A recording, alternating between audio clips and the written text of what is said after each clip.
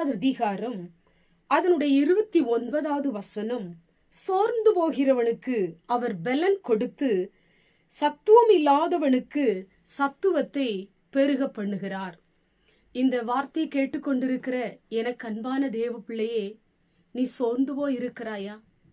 உன்னுடைய வாழ்க்கையிலே ஒவ்வொரு நாளும் நான் சோர்ந்து போய் இருக்கிறேன், எனக்கு பலன் இல்லை, என்னுடைய வாழ்க்கையிலே ஆசீர்வாதம் இல்லை, எனக்கு என்று ஒரு ஏற்ற துணை இல்லை, எனக்கு என்று ஒரு நன்மை இல்லை, எனக்கு ஒரு உயர்வு இல்லை, எனக்கு ஒரு வேலை இல்லை, எல்லாவற்றிலும் நான் தனிமையா இருக்கிறேன், சோர்வு என்னை அழுத்துகிறது, சோர்வு என்னை அழ வைக்கிறது, சோர்வு ஒவ்வொரு நாளும் என்னை புலம்ப செய்கிறது என்று சொல்லி நீங்கள் சோர்ந்து போயிருக்கலாம்.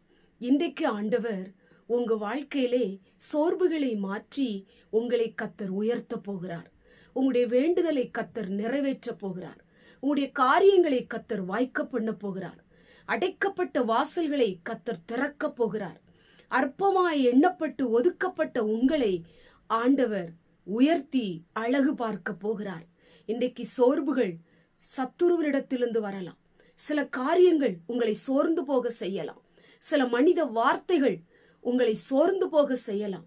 சோர்வுகள் உங்க வாழ்க்கையிலே பலவீனத்தை ஏற்படுத்தலாம்.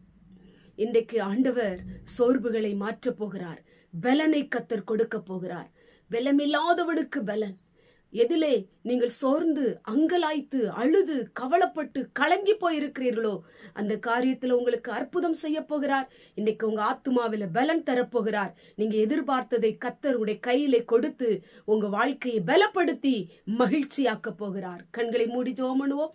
எங்கள் பரிசுத்தமுள்ள நல்ல பிதாவே, கேட்டதான வசனத்தின் மூலமாய் சோர்ந்து போகிறவனுக்கு பலன் கொடுக்கிற தெய்வம், இந்த வார்த்தை கேட்டுக்கொண்டிருக்கிற பிள்ளைகள் எந்தெந்த காரியத்துல சோர்ந்து போயிருக்கிறார்களோ, தளர்ந்து போயிருக்கிறார்களோ, பலவீனம் அடைந்திருக்கிறாங்களோ, அதுல கர்த்தர் பலனை கொடும், பலப்படுத்தும், தைரியப்படுத்தும்.